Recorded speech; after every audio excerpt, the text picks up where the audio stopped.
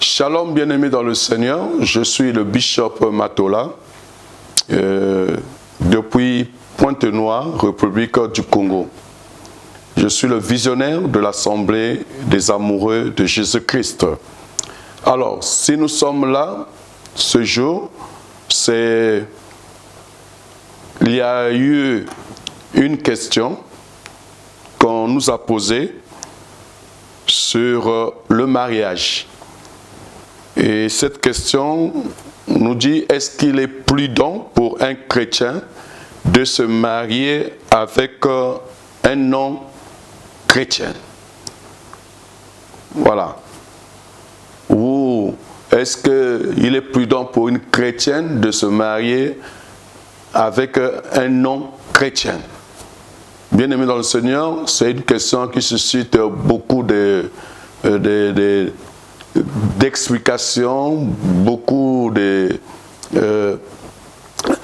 ça suscite des discussions et nous allons apporter un peu la lumière en se basant sur la parole de Dieu, parce que là ça touche quelque chose une institution que Dieu avait bien voulu nous faire grâce sur cette terre.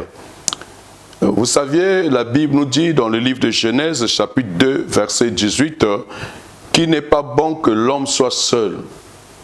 Je lui ferai une aide semblable à lui. Et moi, je crois que Dieu a raison. Et réellement, il nous aime. Parce que être seul dans ce monde, je voulais en un mot dire que c'est dangereux. C'est dangereux. L'expérience nous a montré que quand on est seul, on ne vit pas réellement sa vie. On ne vit pas la grâce de Dieu. Et des fois, on n'arrive pas à rentrer dans sa destinée. Parce que quand on est seul, des fois, on a des manquements, on a des faiblesses, on a des limites. Et on a bien besoin qu'il y ait une personne à tes côtés pour t'aider. Voilà. Donc quand Dieu a dit qu'il n'est pas bon que l'homme soit seul, je lui ferai une aide semblable à lui, c'est que Dieu voulait dire que nous devons nous marier. Et le mariage est très important. Très important. Alors, dans ces problématiques, on nous dit, est-ce qu'il est prudent de se marier avec un non-croyant ou une non-croyante? Bien-aimés dans le Seigneur, si vous avez votre Bible, nous allons prendre la parole de Dieu. Qu'est-ce qu'il est dit dans la Bible? Et l'Esprit de Dieu m'amène dans le livre de 2 Corinthiens, chapitre 6. Nous allons lire le verset 14 au verset 15. 2 Corinthiens, chapitre 6, verset 14 au verset 15. Il est écrit ceci: ne vous mettez pas avec les infidèles sous un joug étranger. Car quel rapport y a-t-il entre la justice et l'iniquité? Ou qu'y a-t-il de commun entre la lumière et les ténèbres? Quel accord y a-t-il entre Christ et Bélial? Ou quelle part a le fidèle avec l'infidèle? Quel rapport y a-t-il entre le temple de Dieu et les idoles? Car nous sommes le temple de Dieu vivant, comme Dieu l'a dit, j'habiterai et je marcherai au milieu d'eux. Je serai leur Dieu et ils seront mon peuple. Bien-aimés dans le Seigneur, c'est un texte qui m'inspire beaucoup, mais je demande au Saint-Esprit de m'aider dans ce sens. C'est notre bien-aimé Paul qui le dit, bien-aimé dans le Seigneur. Mais je crois qu'il avait parlé sous l'inspiration du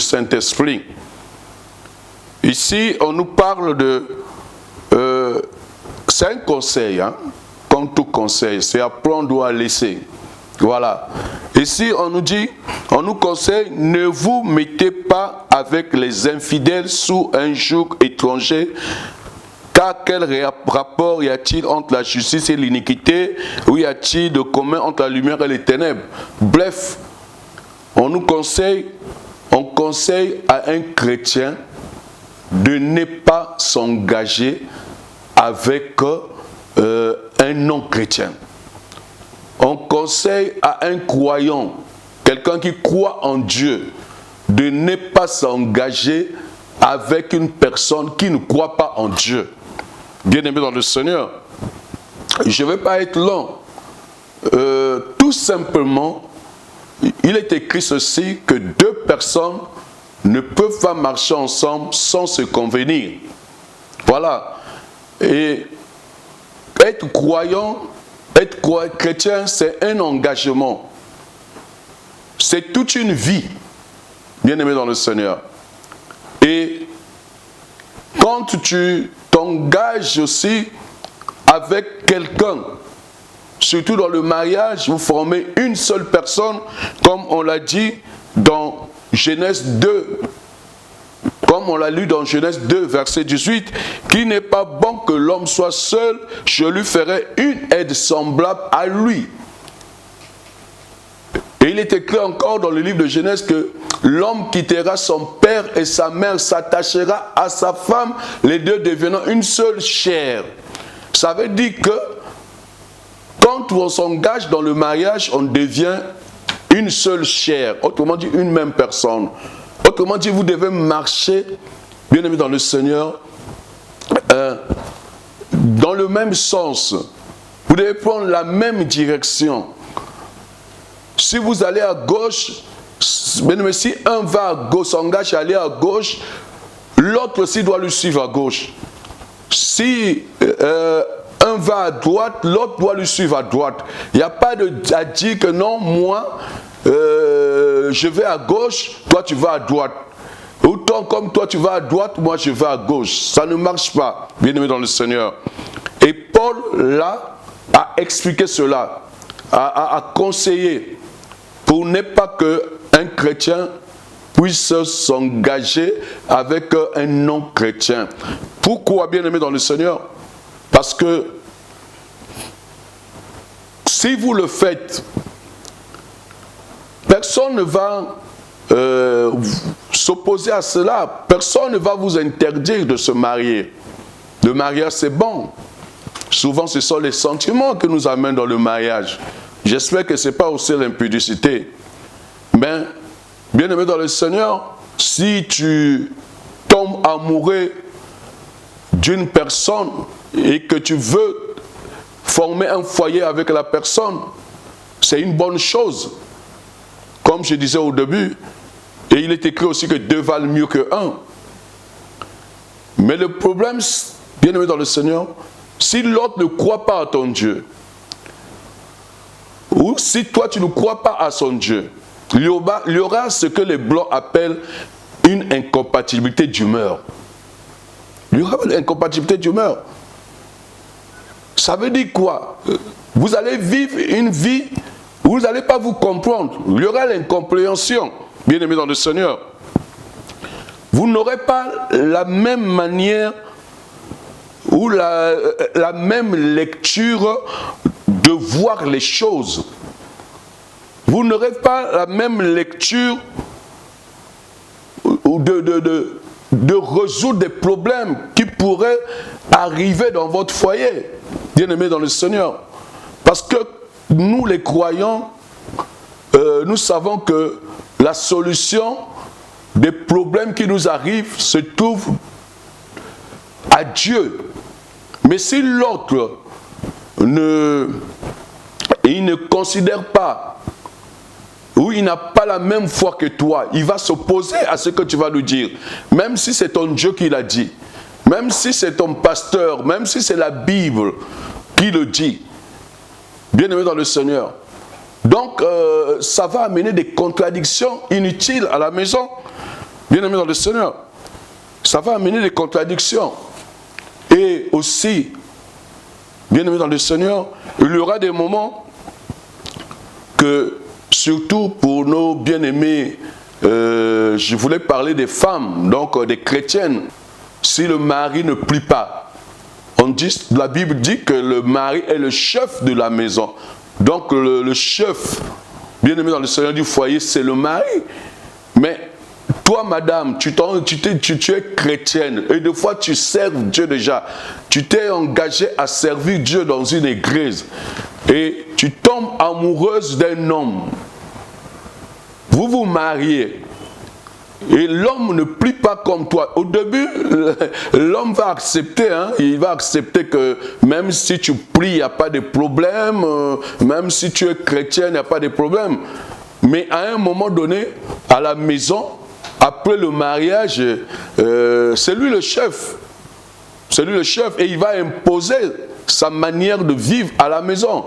Mais toi, quand tu diras que moi, il faut que je plie, il faut que j'aille à l'église, moi, pour manger, il faut plier, moi, il y a des endroits où je ne dois pas aller, moi, il y a des choses que je ne dois pas faire parce que mon Dieu ne veut pas, mon Dieu a interdit. Mais l'homme va commencer à te dire, madame, écoutez, c'est moi le chef ici. C'est moi le chef. Et il va t'influencer d'une manière où tu auras peur même de perdre le mariage. Donc, tu vas te retrouver un jour abandonner ton église, abandonner ton engagement à servir Dieu. Bien-aimé, pourquoi? Parce que tu n'avais pas demandé sûrement la volonté de Dieu. Tu t'es engagé comme ça. Ce sont peut-être des sentiments qui t'ont amené. Mais est-ce que vraiment c'était des bons sentiments? Ou deux fois tu as suivi tout ce qu'on appelle des intérêts ou le matériel, bien aimé dans le Seigneur. Donc, si notre bien-aimé Paul nous conseille, bien-aimé dans le Seigneur, ici on dit, ne vous mettez pas sous un joug étranger, ne vous mettez pas avec les infidèles sous un joug étranger. Et on dit ceci, quel rapport y a-t-il entre la justice et l'iniquité? Bien-aimé, ou qu'y a-t-il de commun entre la lumière et les ténèbres? Bien-aimé, il faut quand même que nous puissions réfléchir. Je voulais dire à quelqu'un que notre Dieu, c'est la lumière. Donc, quand tu es croyant, quand tu es chrétien, tu deviens un enfant de la lumière. Mais un non-croyant, bien-aimé dans le Seigneur, c'est qu'il est dans l'autre camp. Donc, il n'y a pas de relation entre la lumière et les ténèbres. Il y aura toujours quelque chose qui va chasser l'autre. Il y aura toujours quelque chose qui va chasser l'autre. Ou c'est la lumière qui va chasser les ténèbres, ou c'est les ténèbres qui va chasser la lumière, bien-aimé dans le Seigneur. Donc, tu risques de perdre je voulais dire ta foi.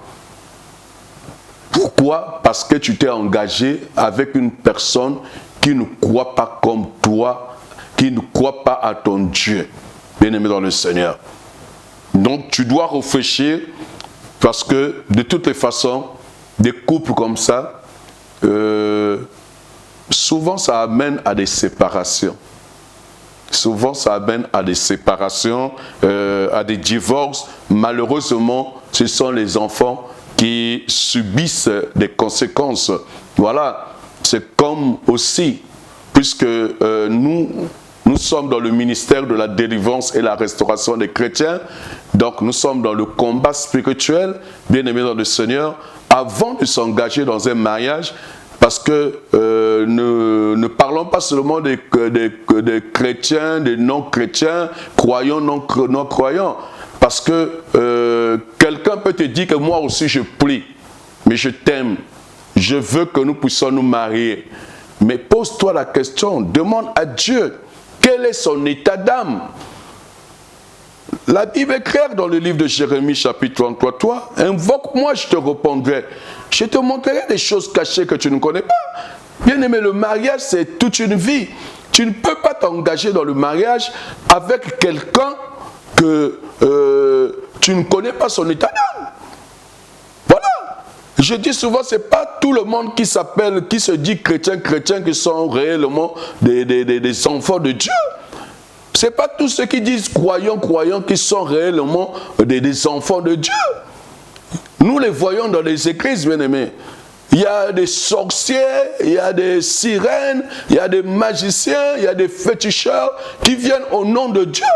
Et surtout pour la question du mariage, quand tu trouves une jeune sœur belle, bien aimée dans le Seigneur, lui, il cache son identité spirituelle. Il cache qu'il ne peut pas dire à une personne qu'il veut s'engager au mariage que moi je suis sorcier.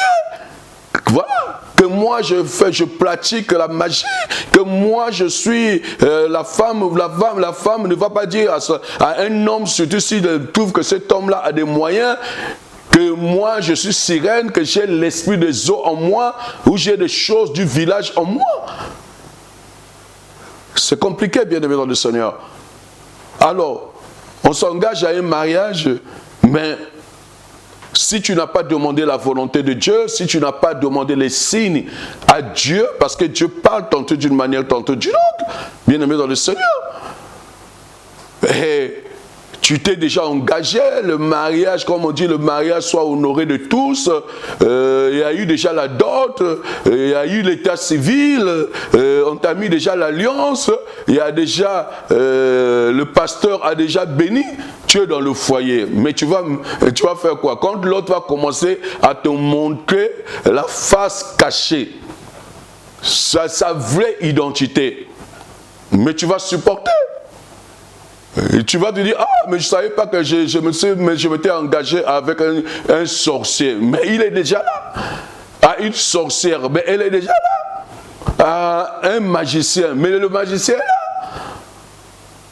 Tu ne vas que subir les conséquences. Même si tu pries, il va étouffer ta prière.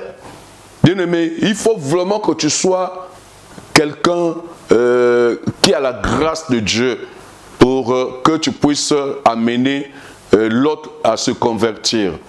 Si tu as la grâce de Dieu, tu vas l'amener à se convertir. Ça veut dire que tu es la lumière.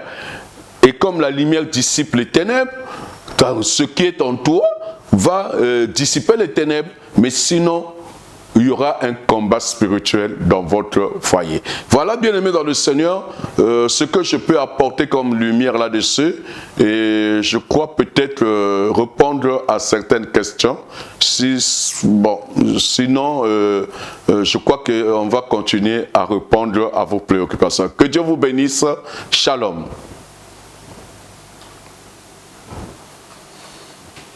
Merci Bishop pour la parole. La première question nous vient du frère Lucas. Ma femme est musulmane, nous sommes sans enfants. Je veux savoir, nos deux religions ne présenteront pas un danger pour nos enfants? C'est une belle question. La femme est musulmane. Et notre frère Lucas est chrétien. Il veut savoir si les deux religions ne représentent pas un danger pour les enfants. Je bénis Dieu parce que tu penses à tes enfants.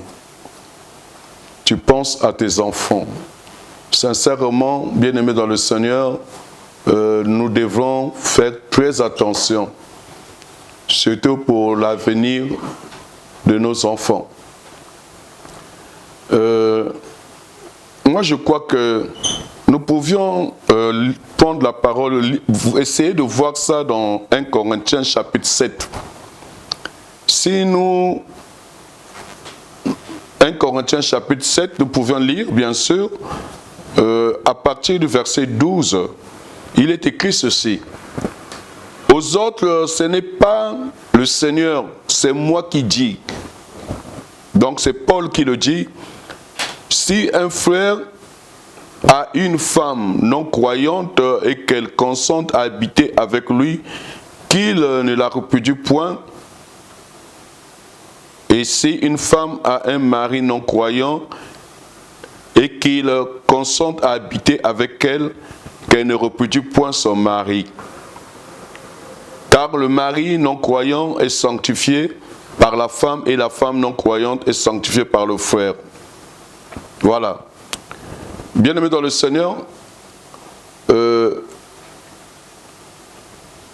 crois que la question est posée pour les enfants, c'est vrai. Il est souhaitable de savoir que les enfants, c'est papa et maman qui les ont mis au monde. Et nous devons donner la même éducation à nos enfants.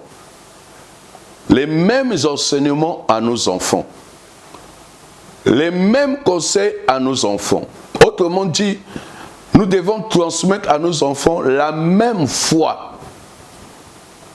La même foi. Mais là, on nous parle des chrétiens, le frère est chrétien et la femme est non chrétienne, donc musulmane. Donc, il n'y a pas le même fondement. Et en un mot, c'est un danger pour les enfants. Parce que les enfants ne sauront pas, ils vont se dire, mais qui a raison entre papa et maman? Mais les bons enseignements se trouvent chez qui? Chez papa ou chez maman? Bien aimés, nous savons tous la différence dans les enseignements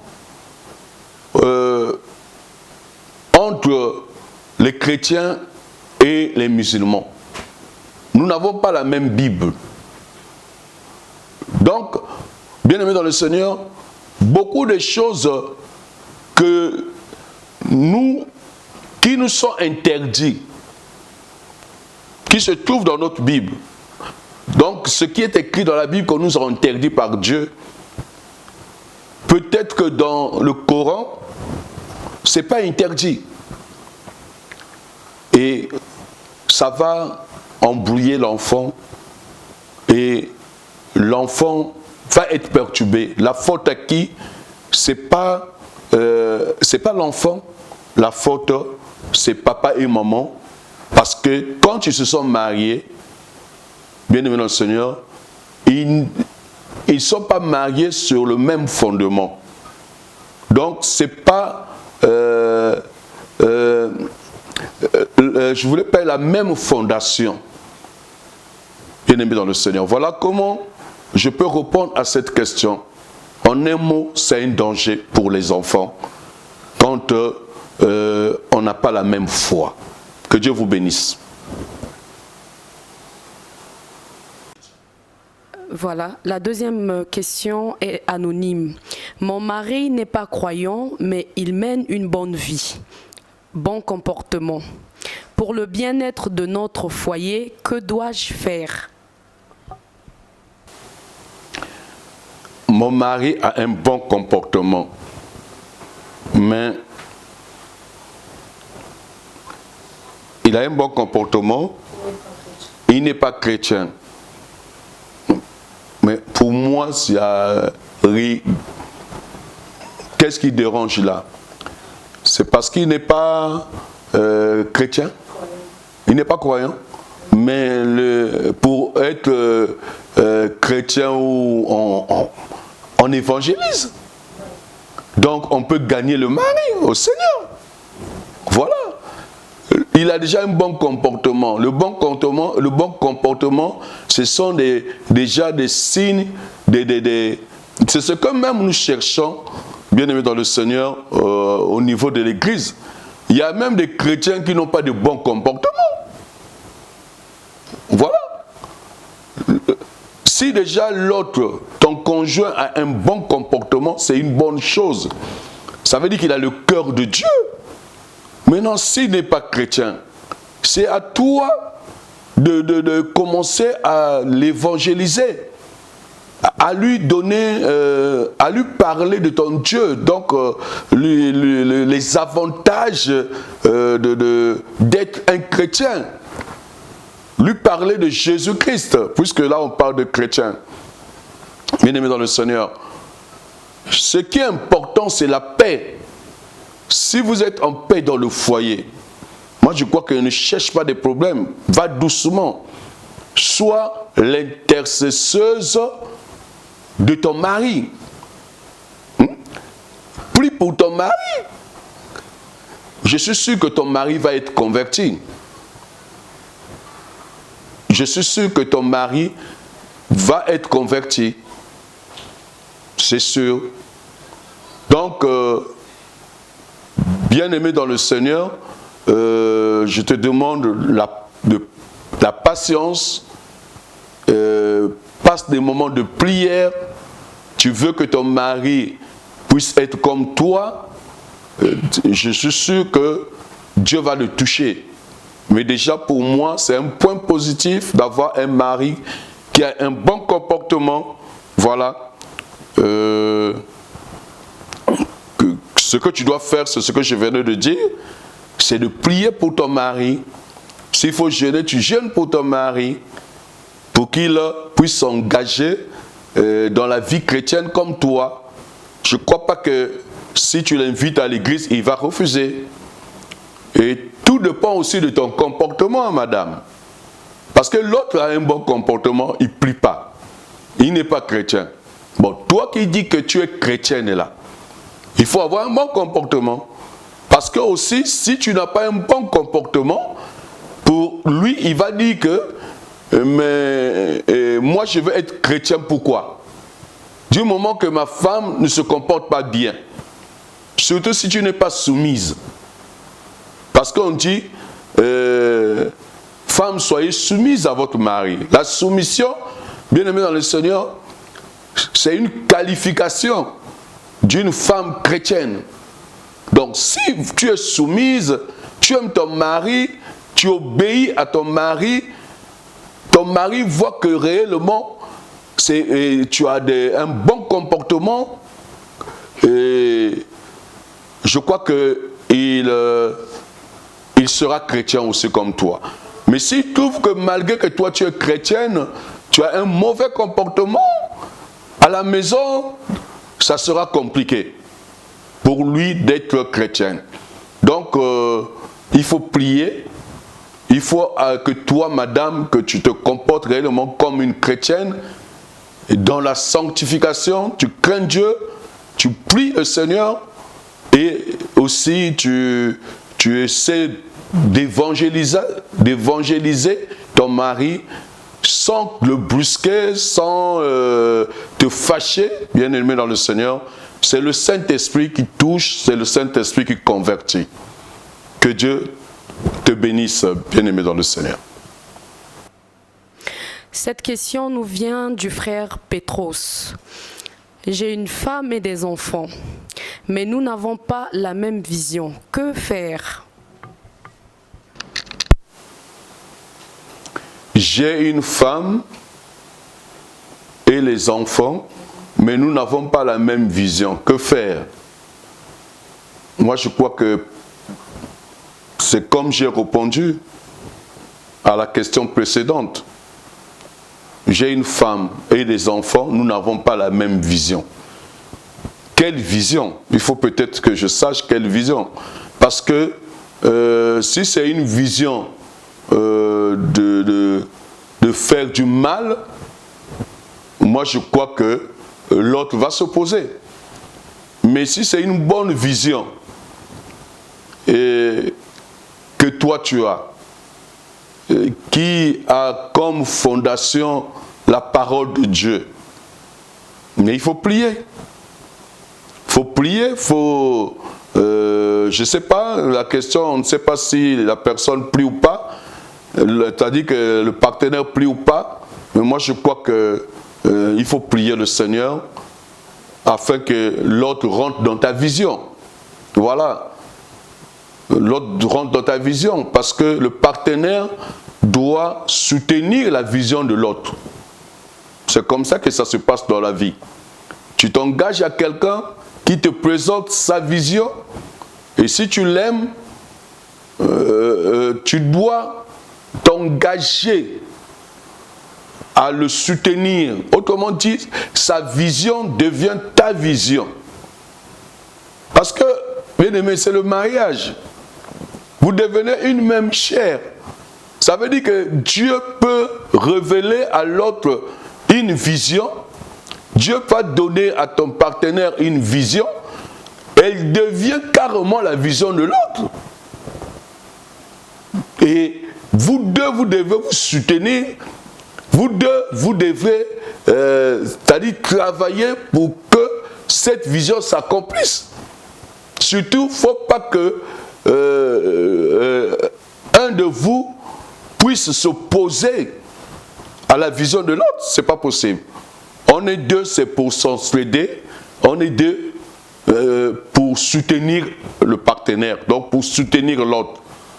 Donc, si tu constates que l'autre ne suit pas ta vision, pose-toi d'abord la question, est-ce que ta vision-là est une bonne vision? Est-ce que ta vision-là vient de Dieu? Parce que je veux dire aussi que Satan aussi communique des visions.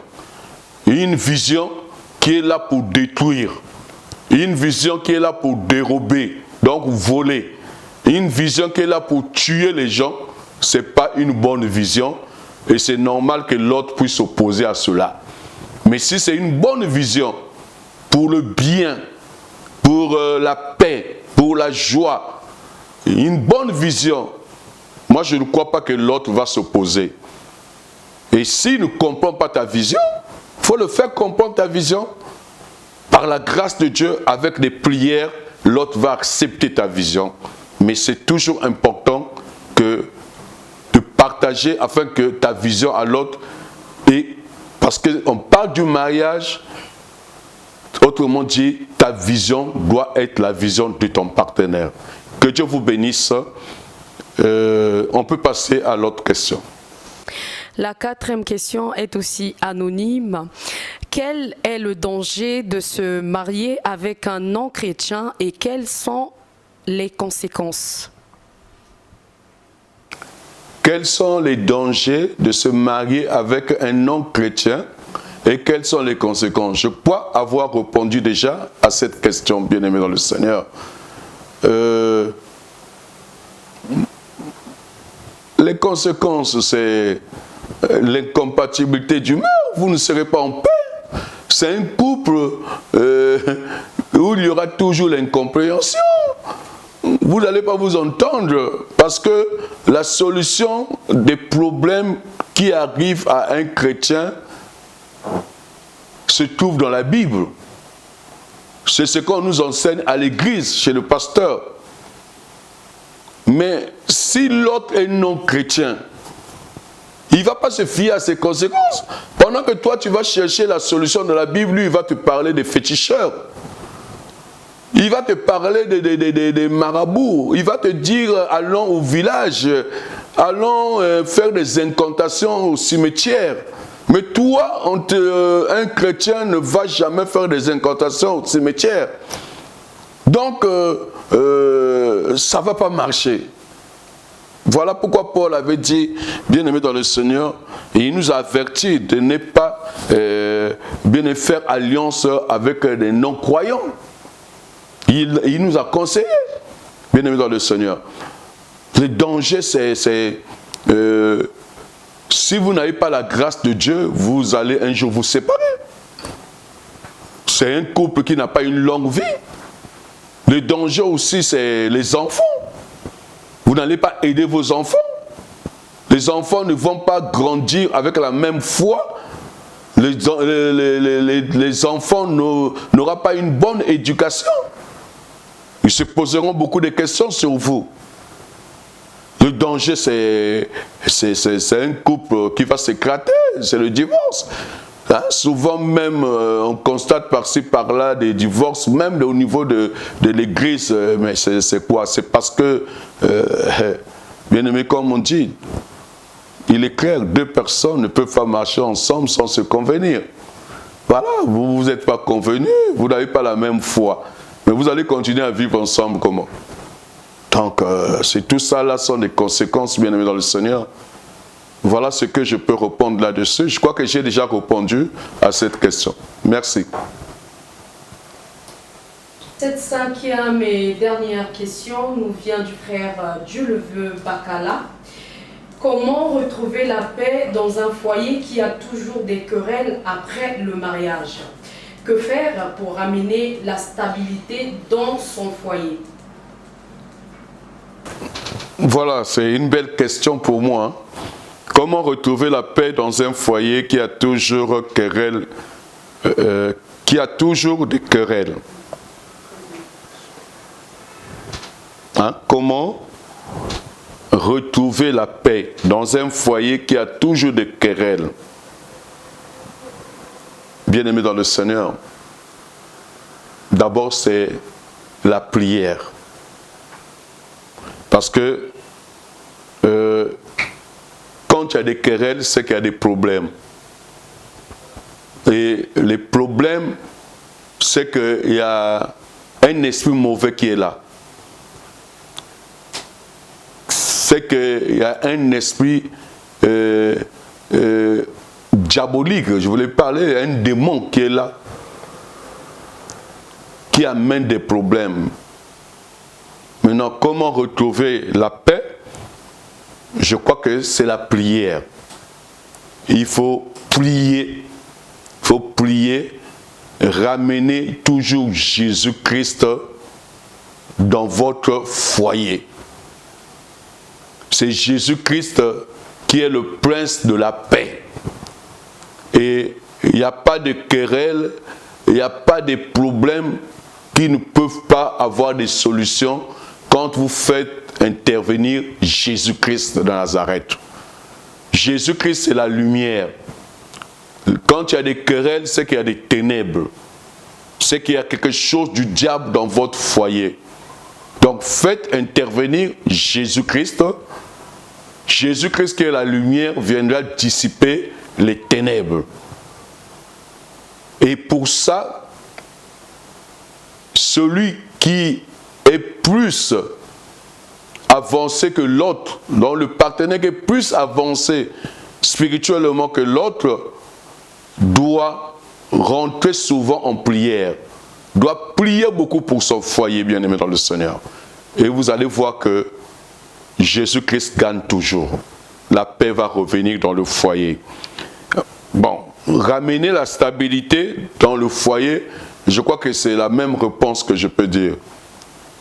Un foyer instable, moi je crois que c'est la prière. Il faut prier, il faut faire intervenir Dieu. C'est Jésus-Christ qui réconcilie. Bien-aimé dans le Seigneur, la réconciliation est de Dieu. Et si l'autre est envoûté, il faut l'aider par des prières qu'il cherche sa délivrance. Et quand ça ne marche pas toujours, essayez toujours de poser des questions. Comme nous le disons chez nous ici au ministère de la délivrance et la restauration des chrétiens, dans AAJC, dans l'Assemblée des amoureux de Jésus-Christ, il faut toujours se référer dans Jérémie chapitre 33 verset 3. Invoque-moi, il est écrit, c'est Dieu qui dit, invoque-moi, je te répondrai, je te montrerai des choses cachées que tu ne connais pas. Cette instabilité-là, ça vient d'où? Est-ce que quand vous avez commencé, est-ce qu'il y a eu des problèmes? Moi, je crois que s'il y avait des problèmes, vous ne devez pas vous engager à vous marier. Maintenant que vous êtes ensemble, vous avez mis au monde, vous avez maintenant une vie, je ne sais pas combien de temps que vous êtes ensemble, vous commencez à vivre l'incompatibilité d'humeur, l'incompréhension, il y a maintenant l'instabilité. Peut-être un de vous commence à penser déjà ça dit qu'au divorce pour se marier. Ça dit que là, il y a un problème. Il y a un problème. C'est que le diable est rentré. Donc, mettez-vous en prière. Demandez l'intervention de Dieu. Il faut peut-être que j'épingle quelque chose. La Bible dit que l'homme ne sépare pas ce que Dieu a uni. Que l'homme ne sépare pas ce que Dieu a uni. Il faut aussi que ton mariage là soit uni par Dieu. C'est ça aussi. Parce que certaines personnes disent que tous les mariages, c'est Dieu qui unit. Ah, bien aimé, le diable, c'est celui qui aime bien copier Dieu. Si Dieu unit les mariages, laisse-moi te dire que Satan, le diable, unit aussi le mariage. Pour connaître que ce mariage est uni par Dieu, il faut qu'on trouve dans ce mariage la paix, la joie, la stabilité, l'amour. C'est-à-dire que le plaisir de vivre ensemble. On est content d'avoir comme partenaire l'autre. On ne se soucie pas, bien aimé, des bonnes choses, la bénédiction. La Bible déclare, c'est la bénédiction de l'Éternel qui s'enrichit et ne fait suivre d'aucun chagrin. Mais un mariage où il y a des chagrins, où le partenaire est toujours parti, dormir dehors, toi tu restes seul pour compter les plafonds. Il y a une instabilité dans ce mariage-là. Bien aimé, des soucis de tous les jours. Tu commences à avoir des maux d'estomac. Tu commences à avoir des tensions. Bien aimé, pose-toi des questions. Est-ce que ce mariage-là, c'est Dieu qui vous a unis? Bien aimé. Et si tu as la grâce de Dieu, tu vas chercher la délivrance. Si Dieu va intervenir, tu demandes, bien aimé, la miséricorde de Dieu, Dieu va intervenir afin d'apporter la solution, d'apporter la lumière. Mais si, bien aimé dans le Seigneur, c'est le diable qui vous a unis, ne soyez pas surpris que si vous cherchez Dieu, si un de vous cherche Dieu, Dieu peut vous séparer. C'est vrai que les gens n'aiment pas entendre ça, mais c'est ça la délivrance aussi. Quand quelque chose est du diable, et si un de vous surtout, au moins si vous ne priez pas, au moins si vous n'êtes pas des chrétiens, mais si un de vous crie à Dieu, que moi je n'arrive pas, je ne suis pas en paix dans ce mariage, il y a l'instabilité, il y a les maladies, j'ai des problèmes. Bien aimé, et si ça c'est un mariage que le diable a uni, ce foyer-là, si c'est la fondation, je parle de la fondation de votre couple, c'est le diable. Autrement dit, les alliances maléfiques dans les familles là, entre les sorciers là. Ils se sont mis ensemble, ils se sont dit, bon, nous on les fait marier pour les utiliser dans le monde des ténèbres. Dans votre mariage là, il y a la sorcellerie, bien aimé. Et si un de vous cherche Dieu, si Dieu veut le salut de son enfant, s'il veut amener son enfant au paradis, autrement dit, Dieu veut délivrer quelqu'un, Dieu peut amener ce mariage-là c'est-à-dire à être brisé. À être brisé. N'oubliez pas que Dieu, pour délivrer son enfant, pour sauver son enfant, il est capable de tout, parce qu'il est souverain. Bien-aimé dans le Seigneur. C'est difficile à entendre, mais c'est la parole de Dieu. Que Dieu vous bénisse. Ce qui est important dans un foyer, c'est la paix, c'est la joie, c'est la compréhension. Bref, tout ce que la Bible nous conseille. Et si vous êtes un couple, vivez, bien-aimés dans le Seigneur, comme il est écrit dans le livre d'Éphésiens, chapitre 5. Mari, aimez votre femme. Femme, soyez soumise à votre mari. Si vous vivez comme ça, il n'y aura pas de problème. Maintenant, pour les bien-aimés célibataires, qui ne se sont pas encore engagés, je parle à ceux qui ne sont pas encore engagés dans le mariage. Même si vous êtes là, même si vous êtes fiancé, quand on est fiancé, on n'est pas marié. Ça veut dire que vous avez la grâce, vous avez encore le temps de rentrer, c'est-à-dire que de chercher la volonté de Dieu. J'aime bien ce que Jérémie 33 dit. Invoque-moi Dieu, je te répondrai. Je te montrerai des choses cachées que tu ne connais pas. S'il te plaît, ma fille, s'il te plaît, mon fils, ne t'engage pas à un mariage sans connaître l'état d'âme, sans connaître l'identité spirituelle surtout de ton partenaire. S'il te plaît, pour ne pas qu'un jour que tu regrettes. Ne te fie pas, là je parle aux hommes, à des filles qui, c'est-à-dire que qui brillent là. La majorité des filles qui brillent ont des esprits des eaux. Regardez, c'est souvent vers là où... Et ces filles-là... Bon, écoutez, je ne vais pas beaucoup parler ici, mais je crois que ceux qui sont dans mon ministère, c'est-à-dire que ceux qui viennent à l'église, dans AAJC, et même, bien sûr, dans les enseignements que nous donnons, nous parlons beaucoup de ces choses-là, nous rentrons en profondeur. Donc, bien aimé dans le Seigneur, ne t'engage pas à une fille au mariage, à une fille qui brille seulement alors qu'elle a l'esprit des eaux en elle, elle a l'esprit de sirène en elle, elle a quelque chose de la famille qu'on l'a donné et quand tu vas la mettre dans le foyer, c'est maintenant des problèmes, elle va t'amener les ténèbres. Elle peut même t'amener à la mort. Ah oui. Donc, prends ton temps, jeune garçon, organise-toi. C'est pas, bien aimé dans le Seigneur, impossible de vivre longtemps seul. Voilà. Ne sois pas pressé.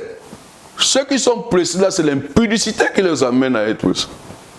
Cherche ta délivrance si c'est l'impudicité. Beaucoup se marient à cause de l'impudicité parce que tu n'arrives pas à maîtriser ton corps. Et tu tombes avec une fille et surtout dès qu'elle tombe enceinte, là tu es obligé de la mener à la maison. Est-ce que c'est parce qu'on t'a dit que elle est tombée enceinte, c'est devenu ta femme? C'est Dieu qui doit te dire que c'est ta femme. Donc c'est comme les sœurs. Hein, ma fille? Ne sois pas là toujours que non, l'âge avance. Et tu vas tomber dans les mains d'un magicien, d'un sorcier. Il va te mentir là que non, moi, regarde, je vais prier, je viendrai dans ton église, comme tu serves Dieu, comme tu pries, et je venais voir ton pasteur, il n'y a pas de problème. Et dès que comme toi aussi, tu n'es pas affermi, tu vas ouvrir les pieds et tu te pends, voilà, la grossesse rentre sans que même la personne soit convertie. Et comme la grossesse rentre, tu te dis, mais viens dans le foyer. Et demain après-demain, tu vas abandonner l'église. Tu étais au protocole, tu vas abandonner. Tu étais même déjà évangéliste. Tu abandonnes. Parce que me coué là. Parce que je suis maintenant dans un foyer. Bien aimé. Et tu vas commencer à vivre là-bas, à compter les plafonds. À se dire que qu'est-ce que j'ai fait, c'est déjà trop tard puisque l'alliance est là. Et tu peux même mourir dans ce foyer-là, bien-aimé dans le Seigneur. Donc, écoutez ta vie. Donc, bien-aimé dans le Seigneur, cherchons toujours la volonté de Dieu. Dieu est amour. Le mariage, c'est une institution de Dieu. Et si Dieu